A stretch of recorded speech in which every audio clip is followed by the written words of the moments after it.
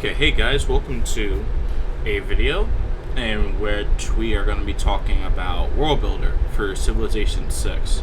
Tomorrow I will be trying to talk about Civilization 7, although I haven't actually played the game because I'm not a tester for it.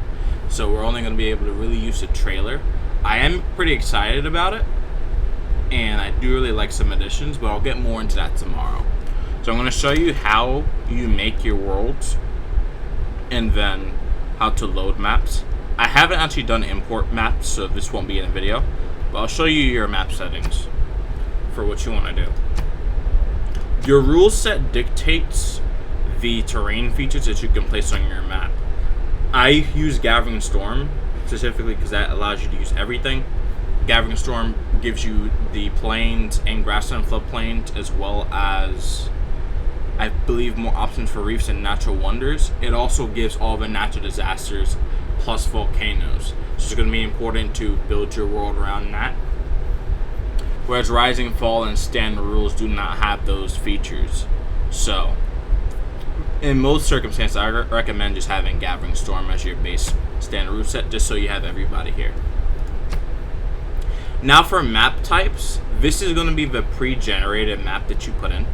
So for example, all these options here will generate a map that you would normally play on. So for example, if I were to generate the True Start Location Earth map, it generates that map with all the start positions of all the civilizations given to me right there. I don't have to start with an empty map. Right, I believe it's here, right here, where everything is ocean and then you just start placing things. So I'll show you guys what that looks like from an empty map perspective. We'll look at it from empty map, and then I'll show you the Earth map I created. And then here's map size. These differ in the amount of tiles that you have. I believe huge map is 106 tiles wide by 66 tiles tall. This is, I believe, 9066. I might be getting that math wrong. For large, 84. This is 9660. This is 8448, I believe. No, this is 8454 for standard. So that's 84 tiles wide by 54 tiles tall, and then same increments as you go down.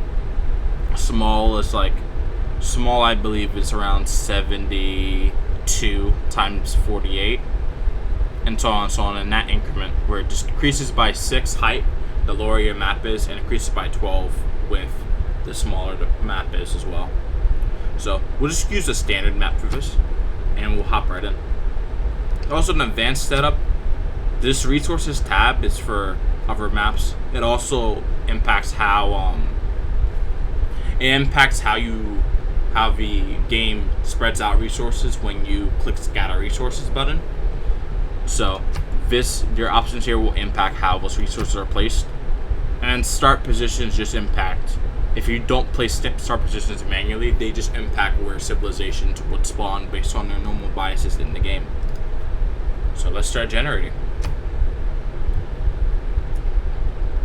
My computer is a little bit slow, so it might take a bit for it to load, but hopefully it should work for you guys, so you guys should be able to understand what's going on and see it. So I'm going to go over as much as I can, and even some more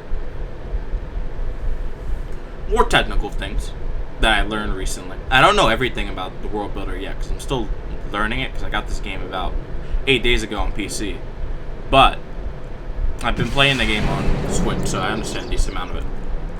Okay, so you have, in the basic mode, you have multiple buttons here.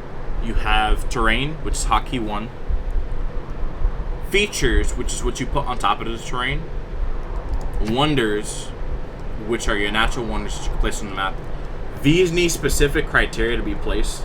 A Bermuda Triangle needs to have an open ocean on the opposite side of the world where it's going to be. Whereas some, like the Great Barrier Reef, that are off the coast of Northeast Australia in real life, these need to not be too close to ice features. So you'd place this first, and then you'd have ice plates later. Continent features Consonant feature allows you to draw what consonants are which.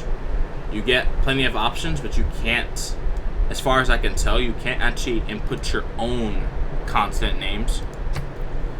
If you do place down a land tile, for example, whatever's closest to this, like if you place an island here, it will be the same consonant as the closest landmass.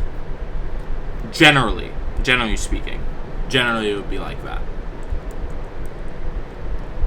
But if you don't want it to be like that, and let's say I wanted this to be the consonant of mu, I could do that. I think Nova Pangea would be easier.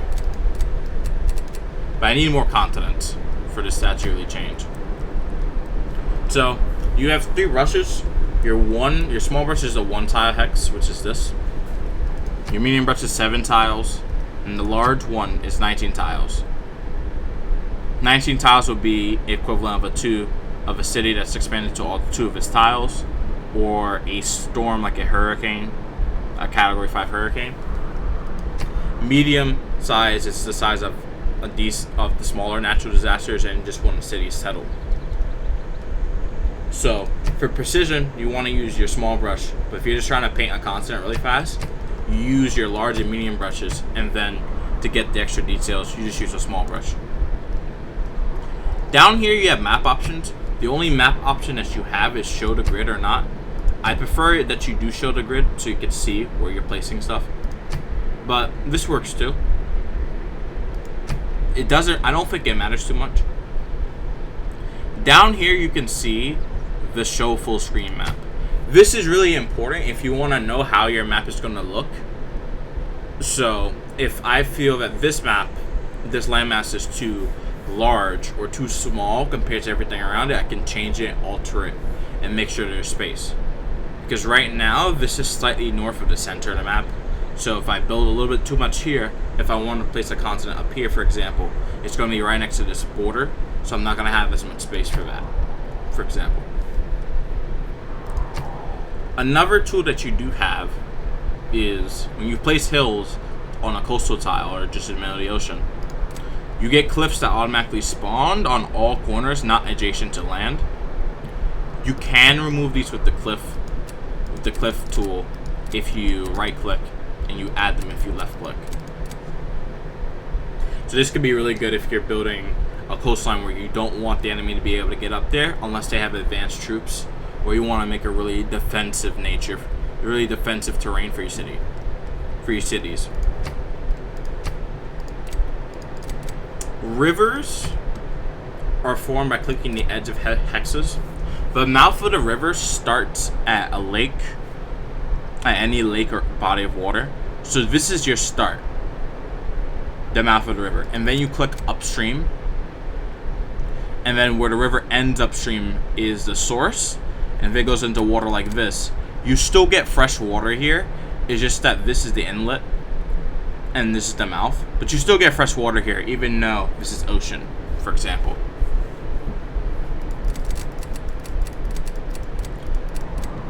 But if, let's say you have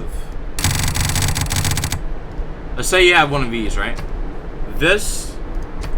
An inland sea here is about 10 coastal tiles, plus some ocean tiles, but usually more than 10 coastal tiles that's surrounded by land is inland sea. Whereas if I cut this off, this would turn into a lake that provides fresh water to everything around it, for example. You could also add rivers that go and make a mouth directly in to a lake, and then you place one that goes into another lake, and then have that go out, and then have that become a source up here. So this river these aren't all the same river, but if you think about it, this river gets rainfall from up here, puts the water into this lake, and that drains into this inland sea, and that goes out into the open ocean later. That's something that you can do if you wish to. Rivers are also the only terrain type where you can place floodplains on. So you can only place specific terrain. So grassland floodplains only go on grassland Plains, floodplains only go on plains, etc. So you have plains, desert, and grassland floodplains. These can allow you to place resources that you normally can't place on these tiles, or they prohibit stuff that you could normally place from being placed. So for example, you could place sugar on a desert floodplain tile, whereas you can't place it on a normal desert tile, or a desert hills for that matter. There's also other features here, like burning woods and rainforest. These spread to other woods and rainforest, but if you have a woods right here and a rainforest right here, fires don't spread in between these. So if I had woods on this northern part of the island up to, let's say, here, and I had a rainforest for the entire rest of the island minus this floodplain down here. Well, we'll cover that up just for reason purposes. If there were a forest fire, natural disaster to start in the rainforest, it will not spread to the woods and vice versa. Other things you can place only on grassland. You can only place marsh on grassland. Reefs you can place, but it's really awkward sometimes. Where you can have two tiles there, or it can be out to sea.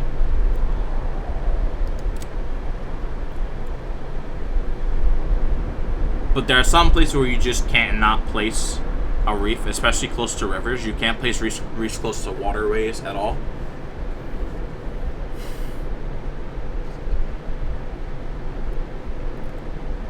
And reefs you cannot remove, but you can place fish on them, and that makes them extra productive and give extra food.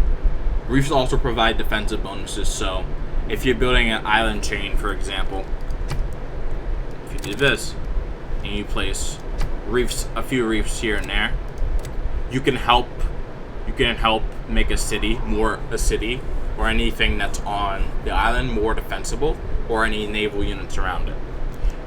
Reefs are also really good for making campuses.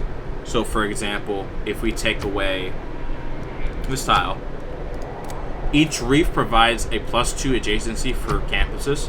So reefs are also good for campus locations, if you think about it. So if you want reefs to be really beneficial for a certain civilization, like if I want to place, I don't know, Indonesia here, and Qatar has a really good campus here to help them get off this island faster, you can do that. There are other features here as well. Oasis can be placed in flat deserts.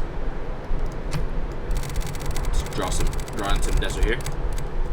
Oasis or oases can be placed in the desert, but they cannot be placed at the edge of a desert. They can only be placed in between a desert, and they cannot be placed on desert hills. Other things, volcanic soil can practically be placed anywhere except for the water, which makes sense. Geothermal fissures can also be placed anywhere. It can be placed on hills and on flat land.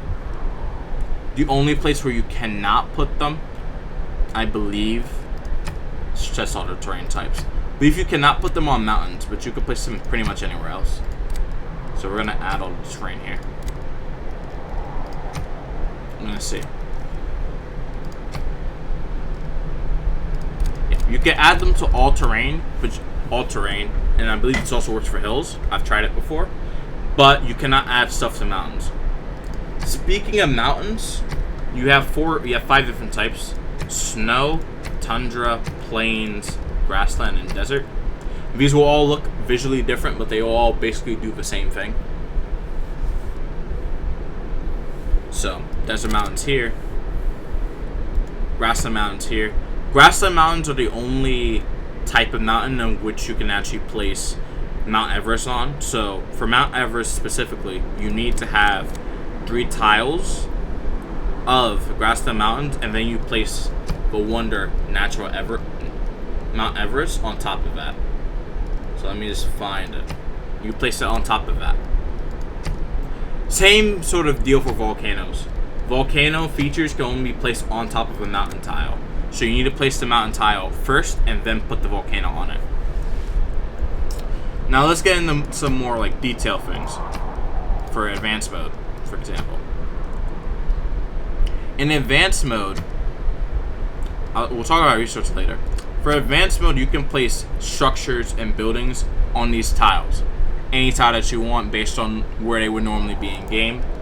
So you can place tribal villages, you can place ziggurats, you can place step wells, but they have to be on the right terrain. You could place farms, you could place camps, you could place barbarian outposts. So, as long as you have the right terrain, you can place pretty much anything. But apparently it's not working here, so I don't know what's happening. You can also set in the option of whether the improvement is pillaged or not. You can also place down units that you want to have. So you can scroll through all the civilizations here. Here, I believe these all have unique units, but there should be more options here. And then you place the unit that you want. But I believe you need to have a civilization first. But you don't really need to. You just place down the unit wherever you want. So you can make scenarios using this. So if you want to create a scenario of a war in Europe, for example, whatever war it may be, you just make a European map or get one that's already pre-built. Place everything, place all the districts, place the cities down, and then place units on top of that, and you can create a war scenario. Just be careful though. When you're making scenarios, you have to always make sure that advanced mode is open, because if you save without having advanced mode open up here, you go to save map without advanced mode open, all your start positions and everything that you worked on in advanced mode gets deleted. So you have to be careful of that. You also change the owner tiles. Terrain visibility allows you to check what I believe a unit could see in general. So let me try and do that. It's a bit laggy though, but this shows you like what a unit would see, for example. So if I were to place what am I gonna place? Place a destroyer here, and I use terrain visibility. This is what the unit would see. So this is gonna be a really good guide to like let you know, like, oh, okay, woods block visibilities, and plus hills do as well. So you have a lot of hills and you have a lot of woods. The player cannot see what's happening inland, for example. They will only see the coast right here and a little bit around it. Whereas if there's just an island here, if this is just like flatland, if I remove the woods here, if I remove these, for example, and then go back to terrain visibility, they still can't see things here. It's actually really unfortunate. I don't know why. But in theory, you should be able to see stuff that's here. You should be able to. You can also place routes, which would be your roads. The ancient road, classical road, industrial, and modern. Ancient roads are just classical roads that don't act as bridges. Industrial roads, modern roads, and railroads all have different speed modifiers. So, industrial road is 0.75. So, a one movement cost tile or anything above that is going to turn into a 0.75 movement cost when you have industrial road. 0.5 for modern road, and then for railroad it's a quarter of a movement cost, so 0.25, and this helps you move around your empire really quickly. And you just place these down on the tile that you want, I believe. Yeah, so you just place these down on the tile that you want, and you can make something that you like and just have fun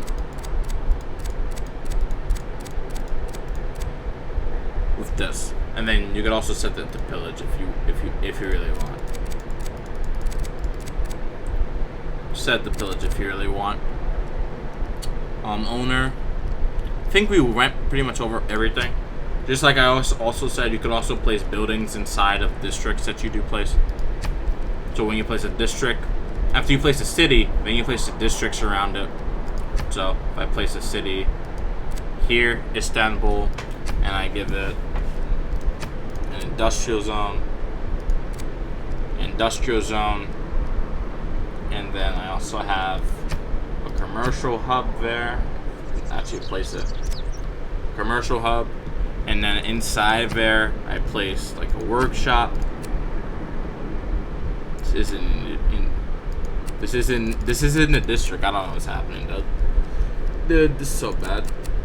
It's in the district, but it's not working for some apparent reason. I don't know why. Building removed successfully.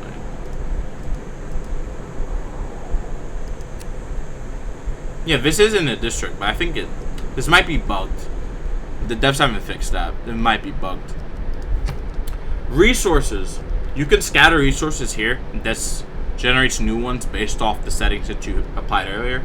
But you can place these down as long as you know what terrain it can be placed on. So for example, coal here can be placed in forest, but it can't just be placed on random grassland, for example. Oranges can be placed on flatland, grassland, but they can't be placed on plains or any grassland with features, for example. Stuff like that. Uranium can be placed in the jungle, whereas it can't. It can be placed here too. Uranium, I think, can be placed on pretty much all of these terrain types. I don't think it really matters. You just can't put it in the water. Oil can be placed on water. It cannot be in the jungle, but it can be in marshes. It can be in coastal tiles. It cannot be in the ocean. The ocean is useless. You can't place anything here. So, basically almost every tile in the game, except for ocean and ice, you can actually place stuff. Right? So, we're going to get into more specific things, like the plot tile. The plot tile allows you to click on a specific tile and modify its attributes. So, look at for your terrain, put whatever you want here. Also, a side note, if you place ocean next to land, like if you place it right here, it turns the land to coast tiles, just so you know. Then you place a feature on top of that tile and a resource, and this can tell you what resources actually can be applied to your tile. So I can place truffles, tobacco, uranium, spices, aluminum, amber. All these resources I can place down on this tile, but I can't place tea or sugar. I cannot place oil. I can't place those resources on there, so you can't do that. You could also put in like a resource amount, I believe. Weirdly enough, you can place a resource amount. So you could place like resource amount of 1 is by default. I haven't really tested this feature out. Let's look at this later and see if that actually does anything. And then you just change that amount of like how many resources you get from this. You can place down improvements, districts, railroads. You can place down start positions. One thing about start positions, if you place down the start position of a leader, a civilization, or a random player, not a random player, a random city-state, not these, but if you place a specific civilization, like a city-state, and a player, for example, you need to place the start locations for all civilizations. If you're going to place down, like, the Ottomans, for example, you have to put every single other civilization on your map, unless you want them specifically to not appear. Which would mean you have to force only certain civilizations can be on your map. Otherwise, if someone tries to pick Byzantium, for example, the game crashes and doesn't load. Same thing with city-states. If you place down 1 that's marked, like there must be Auckland, there must be this. If there aren't random city-state areas elsewhere, like random city-state places marked, then the game will crash as it doesn't know where to put those city-states. Whereas if you don't have any of this marked, the game just uses its internal code to place down civilizations and city-states where they should be in respect to other players and in respect to geography, for example. You'll also notice down here, there are 2 options. Feature rotation, changes the angle of which the tile and what's on it appears to the player. So you can change this in any direction that you want. And the more important thing is coastal lowland. This allows you to actually make climate change and gathering storm actually a thing.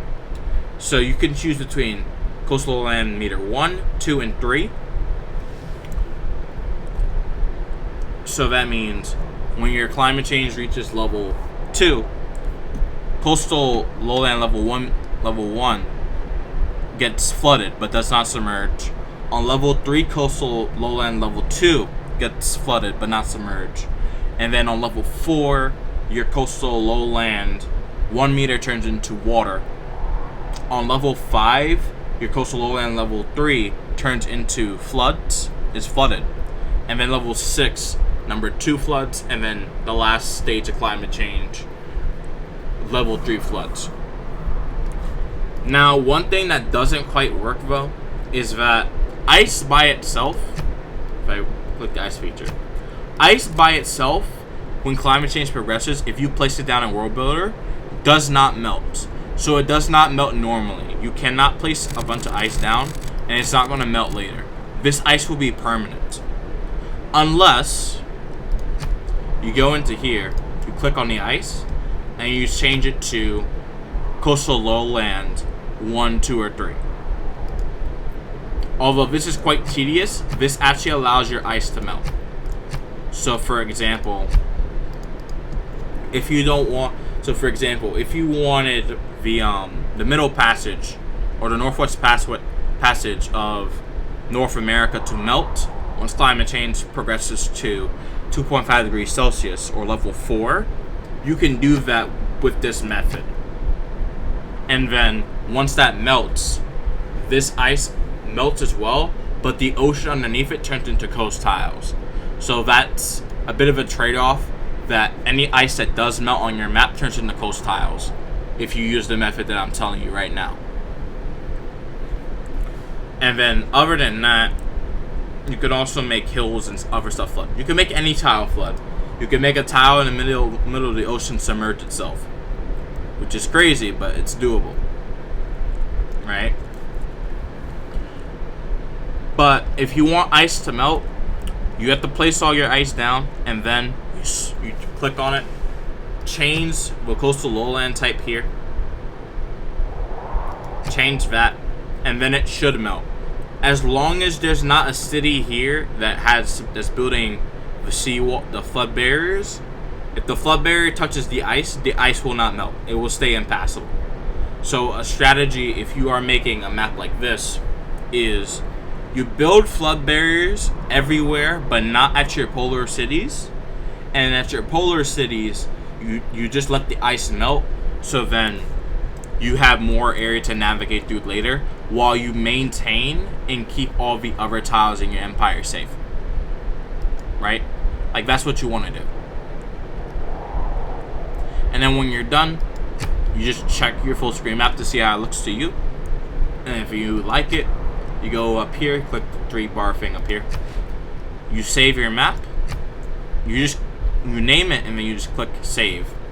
But before you do that, you should go up here to either not player editor. You go to map details and text. This you don't have to change. You can change it whether you want to package your map as a mod or not.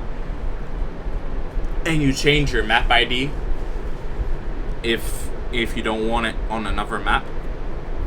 If you don't want your system to interfere or confuse two maps together. And then here you type in the name of your mod, the description of it, the name of your map, and then the description of that. And then once you save it, and you save it here, whatever it is, like random test, you save it here, it will probably not pop up when you exit to desktop. Not exit to desktop, when you exit to your main menu. Once you do that, usually you should restart the game, and then when you load up, for example,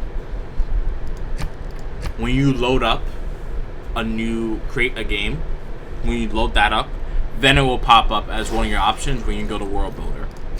So you do single player, create a game. When you actually want to play your map, go here. All maps should be here, so your Worldbuilder map should also be here. But if it doesn't show up there, you can click Worldbuilder maps, and everything should pop up here, right? So you should be able to find it pretty easily if you were able to label it correctly, and it's not just untitled map like it is down here.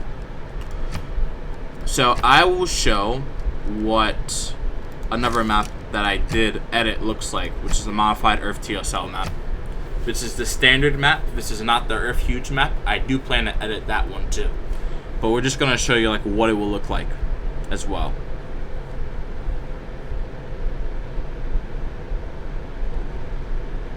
So I'm just waiting on it to load. For you guys.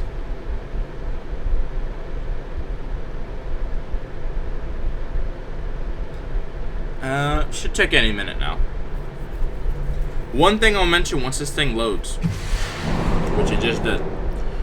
For the Earth maps, the rivers that have been pre-placed do not work. So you have to manually go in and remove every single river. If you're trying to edit the Earth maps, or any of the like maps where the river flooding does not work, you're going to have to manually go in and remove every single river and replace them. So then they can flood, and then you put floodplains on them like I did here. Another thing for rivers is that you can split them into two directions, right? However, even though you can split them into two directions, you cannot connect two separate rivers. So rivers with two separate mouths cannot be connected. What you would have to do is you'd have to click off of the main river. So you form two rivers like this, and then you'd probably loop this one down. But it wouldn't necessarily act as a river mouth. It would be a river, the river source. But it doesn't really matter. You can do whatever you want with this. But this is the modified Earth map. With me, I've added a whole lot more stuff to it. With the actual Earth Huge map, I'm gonna plan to edit that soon. But this is what it looks like.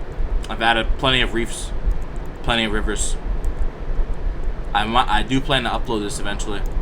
And I added this ice down here. This isn't there in real life, but I added it simply because I needed hurricanes not to spawn down here. Because I wanted to force more hurricanes to spawn in the Atlantic, where they will, in the Atlantic, in the Indian Ocean, in the West Pacific, where they'll actually hit people. But this is what it looks like, if you guys are wondering. I also made Japan like this. It looks very gigantic on the map over here. Looks gigantic compared to China, which it is. But to make it playable, at least somewhat fun compared to like Korea, for example, I had to do this just to make it at least playable for Japan. So although this doesn't actually look like the Earth map that you guys think of, this right here is going to be more playable than the standard Earth map is, and much more fun to play because of that. Besides that, I would say if you're really concerned about natural disasters and how many of each you get, I would say you really want to make sure that you don't have too many rivers with floodplains on them, and too many volcanoes. So if you want to keep storms and the percentage of droughts high, you preferably don't want any more than 20 rivers or any more than 20 volcanoes. I would say keep the floodable river range in between about 10 to 16, and volcanoes in between 10 to 20. Keep them in between those ranges, and then storms should still form quite often. And for droughts, just make sure that you actually have places where they can form. So you cannot have droughts on anything that's connected to a coastal tile. But for example, in this part of Africa, all of this here can be a drought. This part of South Africa can be a drought. You have one drought here and another drought that forms here. Droughts can overlap. And then you can have droughts here in South America, one drought in North America, 1 or 2 droughts in North America in this general vicinity. In Northeast Asia, Northern Asia, you have plenty of drought conditions that can happen here. And you can have 1 dry and dry in India, at least from what I've done. But just in general, if you're concerned about natural disasters and want to make sure that they actually form where you want them to be, you have to design your map in a way that forces storms like hurricanes. If you don't want them at the poles, you want more shallow water up there, so you force them south. And then I would say add more islands in your world build, just so something actually gets impacted, so they're not useless, like they would be if they formed out here, for example. That's why I've added ocean tiles here for Australia, ocean tiles here, so storms could form here, or even out here, but still, when they move, they're likely to hit land and actually be impactful, and not like the land storms that are always impactful usually. But yeah, I hope this helped you guys out with making your worlds. So I'm just gonna leave this here. I hope you guys enjoyed it. Please like and subscribe just for the algorithm. And if you guys want more tips for Worldbuilder, I'd be happy to help answer them in the comment section. Just let me know like what you think about this map or anything that you're having trouble with. Just like make sure like when you are building worlds, it is quite difficult to make sure that everything is up to proportion. So I would say generally build smaller at first. Build smaller and then gradually scale things up until you get things where you want it to be. Alright, I hope you guys enjoyed the video. I'll see you guys later.